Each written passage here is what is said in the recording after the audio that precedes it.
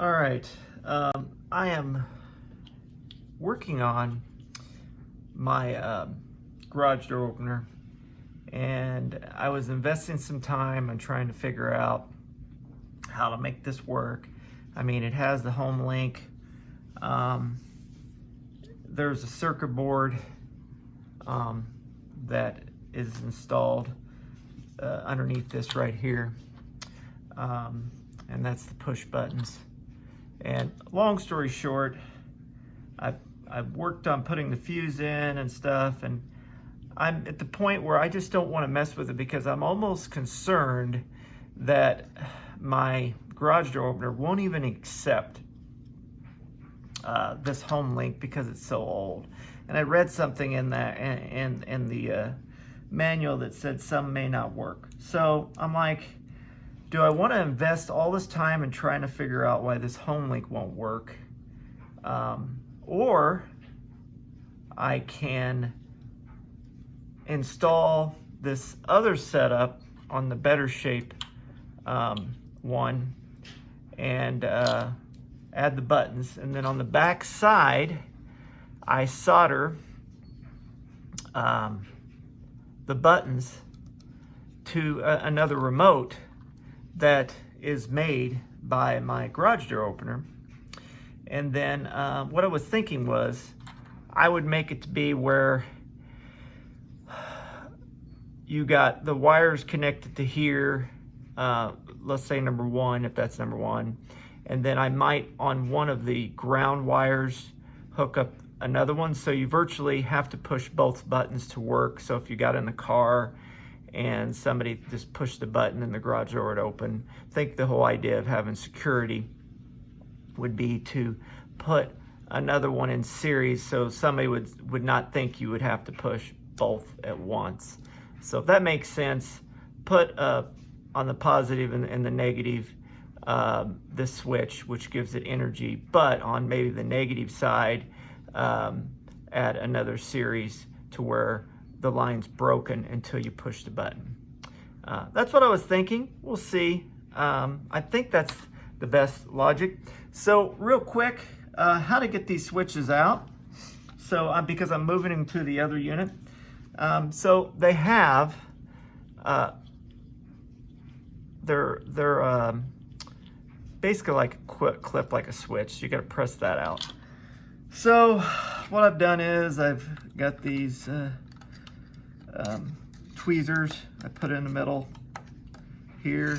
Since I only have one hand, if I had one of my boys here, maybe they'd be lucky enough to help, or they would say not. But putting that in here, and then I got this spatula here. I'm just trying to open it enough to where it falls through and not break it, because I'm real good at breaking plastic. So there we go. We got 3 buttons. I think I'll use number 1 and number 3. Whoa. And everything else is breaking too. So sorry, thanks, bye.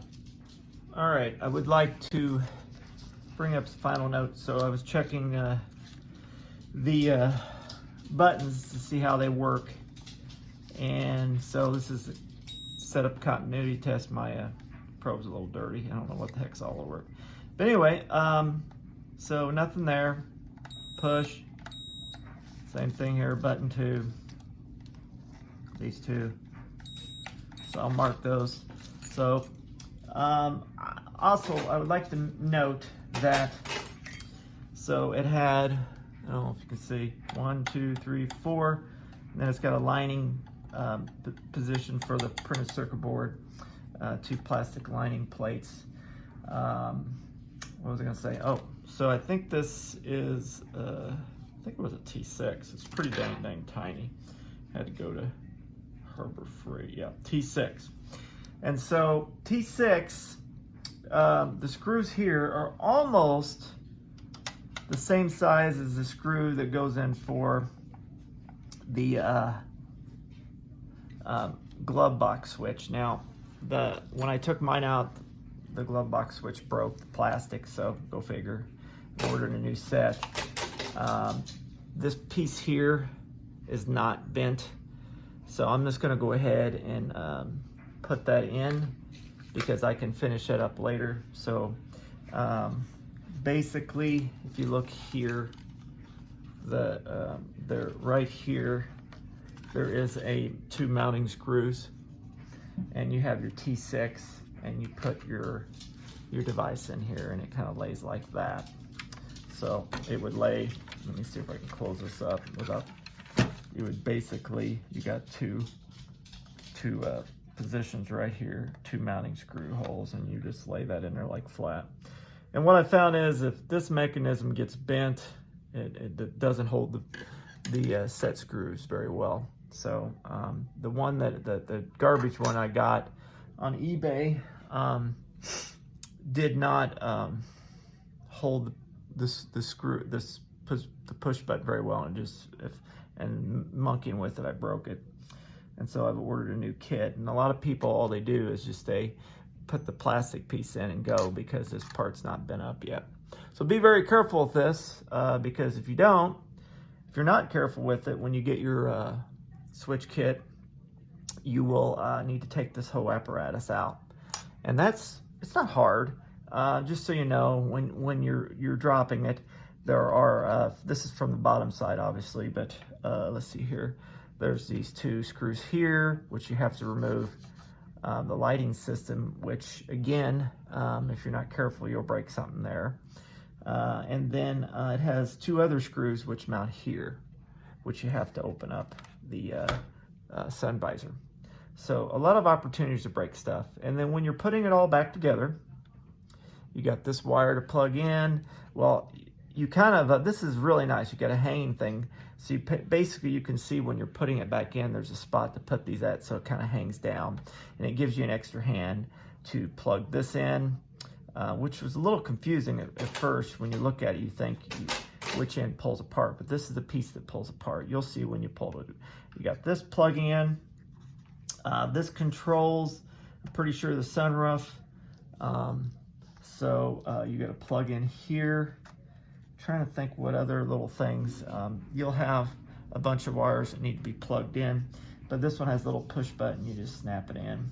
It's not hard. Sometimes this plastic right here kind of pushes up and it doesn't allow you to pull it out. Oh, yeah, you got a switch here which just pulls out. There's no button, which is good. So here we go. So final part. So my setup to get this out, and this one again is the one that has the push button. So you have one that does it, and basically just get your finger under there and push it out. So it looks like it's got a rocker there. Just put that in,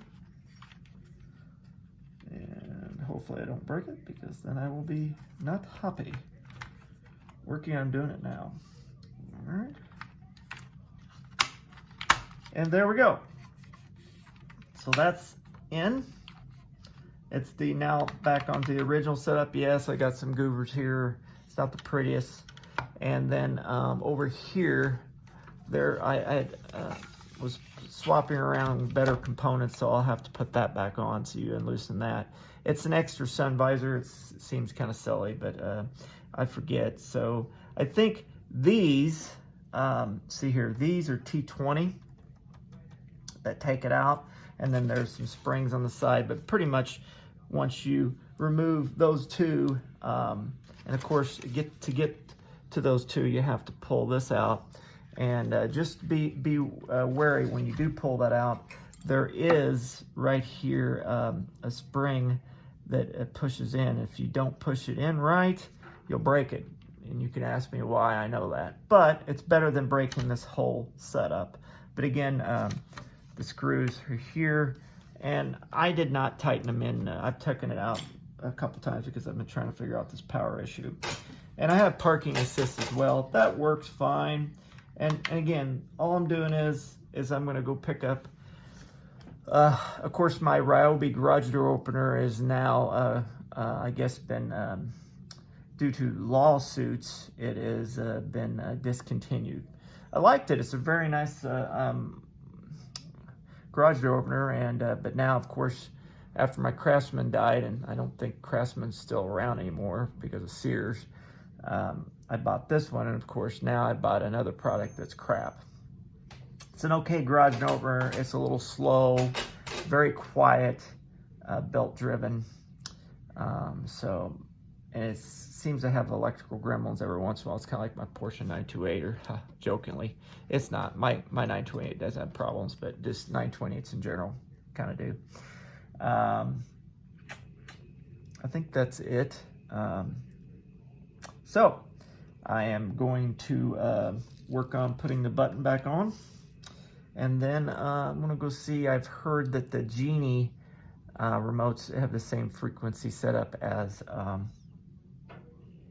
the Ryobi remotes, and instead of breaking when I'm open my Ryobi remotes, I'll just get a brand new Genie, a smallest one I can find, and see where I can put it. And I'm pretty sure, heck, I think it might fit in this area here, is where kind of what it's designed for anyway. So I think it's a win-win.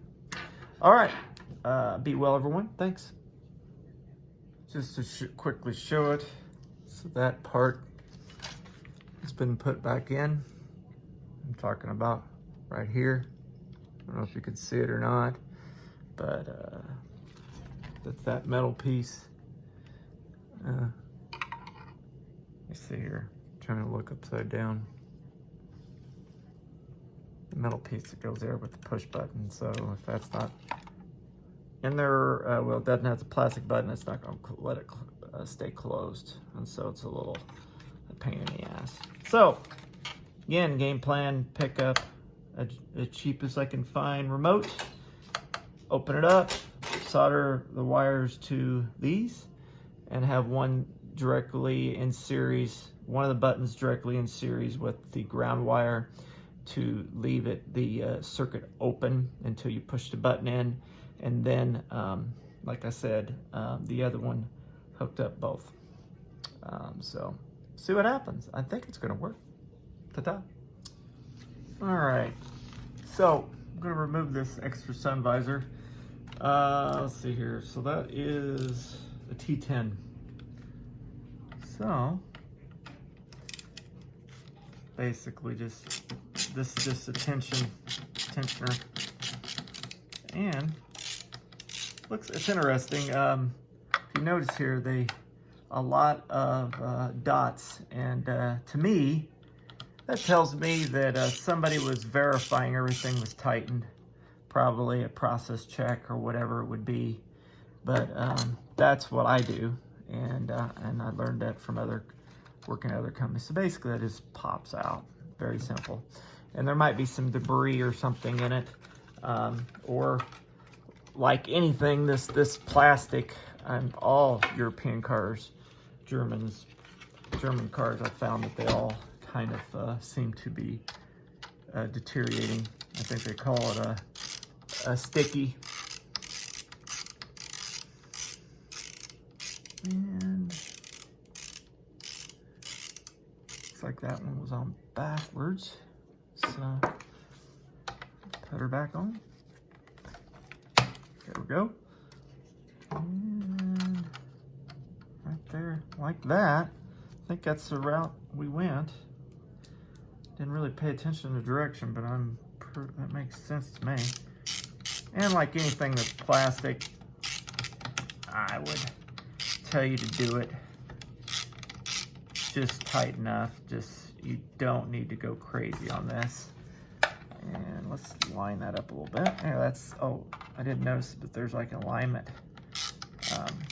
plastic alignment things that lay into that. So it's like a T, a corner, like a right corner, a left corner. So it fits into it perfect. So I know I got it in there right.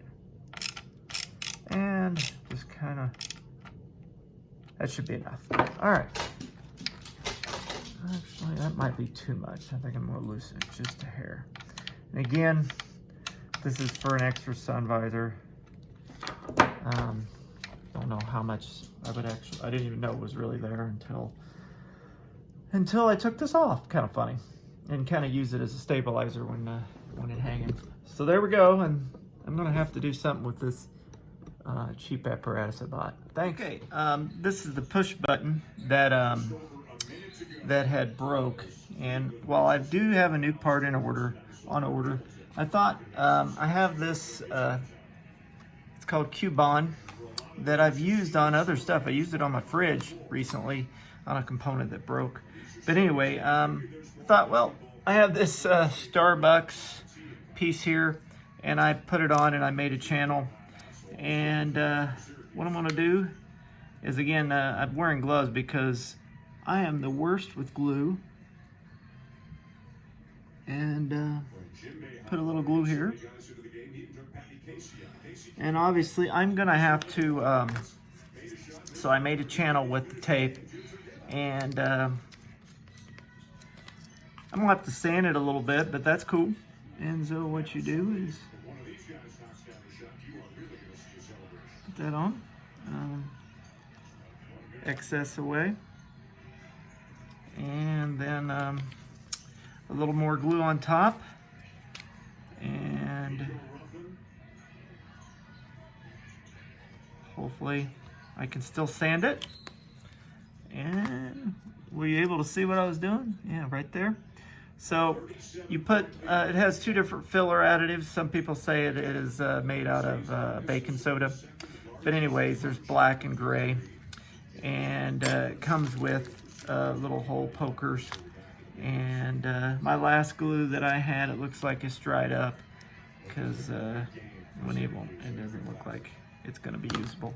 But anyway, I'm very, hopefully, you know, I've already bought the set, but since I have the button, and I was just thinking about I could fix it.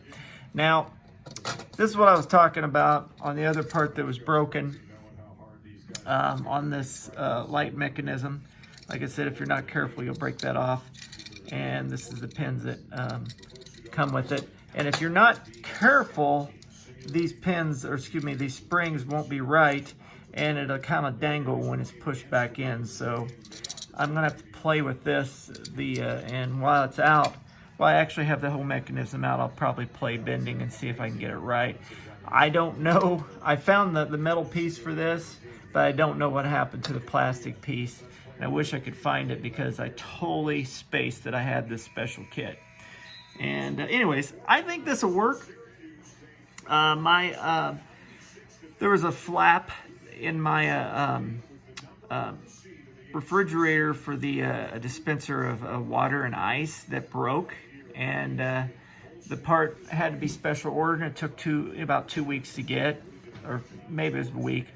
And I'm like, at the time, I was like, you know, I'll just try it. And I used some plastic like this. I think I might have used a cap from this fizz drink that I used. Just kind of trimmed it up, put it on there, and used the glue and the filler. And I'm telling you, it's still good. It'll probably break tomorrow now that I brought it up. But it's doing the job. The door's open and closing. The water can dispense and ice can come out. And I have the part if it finally does let go. So, and it's an old fridge. It's 15 years old, so parts are harder to get. So, yeah, this Porsche's, what, 20 years old? 2004. So, here we go. It's a little project. I'll show you what it is. It's, hopefully you can see it. Resting that leg on there. It will start to, how do I say, you'll start seeing the chemicals bond, and it'll smoke a little bit. I actually seen that. So take care, bye. All right, lunchtime, but so I have programmed this universal Genie remote, and it looks like it'll fit in there perfectly. I programmed this button here. Pop it out by removing that screw, and it's a small Phillips. And I have this really nice screw set that I had bought a long time ago at Pep Boys and love it. But anyway, so it's time to take it apart. Oops, probably opening my garage door now. Probably pull the battery out when I solder. But I went ahead and marked that position. And what I'll do is I'll have the wires coming out and then work from there. So probably these two will be the ones that I will solder on, don't need the switch the button anymore, so I'll probably, I don't know, leave it on or not, I don't know. We'll just have to wait and see. All right, so I was able to get that part, sanded it down with my nice Harbor Freight small sanding set, and it looks like it's gonna hold. Let's see. Boom.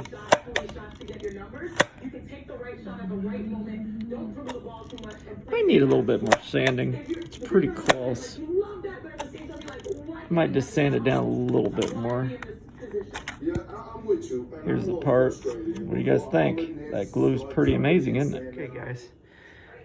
So what I've done is, like I'd mentioned, I jumpered this wire to here and then went to the one side, the negative side, and then the power goes to here. So basically you have to push both buttons or it won't work. Could have just did both and just not even done this, but again, it's a little tricky if the person thinks that if you push the button and thinks it would open the door and he checks the next one.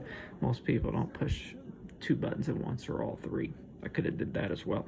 Anyway, it's hooked up. I'm gonna place that there and try to, I forgot to put my heat shrink there, but I'll put some tape across. All right, to keep shorts down low, I got this liquid electrical tape, and I put 2 there. I use Velcro here, and I wire tied it up and used electrical tape here in the other spots because I forgot to use the shrink. And I think I'm good to go. It is working. I tested it at least twice now. All right, so she's installed, been tested a few times. All the buttons are working. So basically when you push these 2 in, the garage will close. And if you just push it. Okay, let's quickly recap. I bought this universal Genie remote. I actually bought another one as well. It didn't say universal, and sure enough it wasn't, so I'll be taking that one back.